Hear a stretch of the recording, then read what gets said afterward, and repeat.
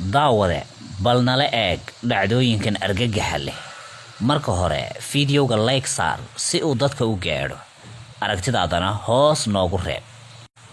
waa dhacdooyin cajiib ah, waxay ka dhaceen labaduba dalka Hindiya. fiidiyowgan idiin muuqda halkaa waxaa jiifa laba qof, waa nin iyo gabadh isjeclaa.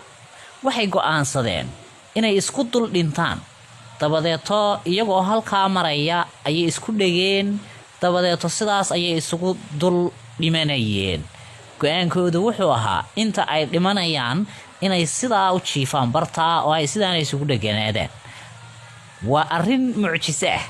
waxaan maqli jiray qofkaa ama halkaas waxaasu ku dul dhinta.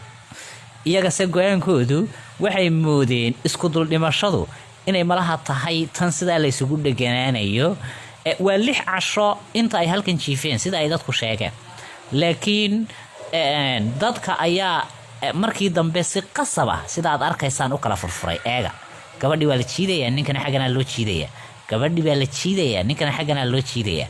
gabadhii baa la jiidayaa, ninkana xaggana loo jiidayaa. dadkiiba oo dhan baa isugu yimid, gacmaha laga furfurayaa, mid waliba ka kaluu gacmaha haystaa, mid way is haystaan. go'aankoodu waa inaan la kala furfurin ay sidaa isugu dul dhintaan, laakiin aakhirkii ugu dambeeyay wataa la kala furfuray. dadkii waa kuwa kala furfuray, waxay ku guulaysteen in dadkii 6 casho meesha jiifay sidaa loo kala furfuro. ka warrama Soomaalida isjecel, go'aan miyay ku qaadan karayaan? ama kuwa isqabaaba go'aan miyay ku qaadan karayaan inay sidaa isugu dul dhintaan?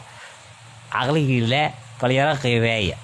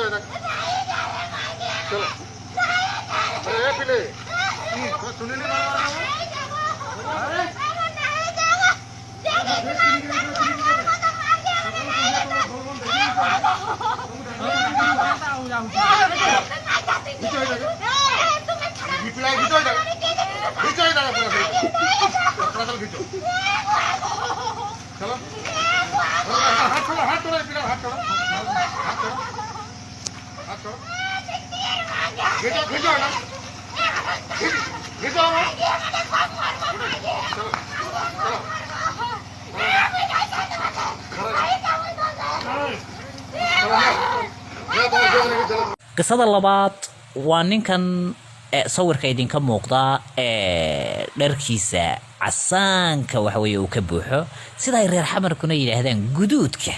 hadaba labada dhinacba inayna fahmaan. kadib ninkani muxuu soo sameeyay? ninkani booliiska ayuu sidan ugu yimi isaga oo sida madaxii. waa qof uu soo dilay madaxii. talow hadaba su'aashu waxa weeye qofka uu soo dilay muxuu ahaa? hadaba daawade, qofka wax soo dilay wuxuu ahaa nin walaashii kufsaday isaga.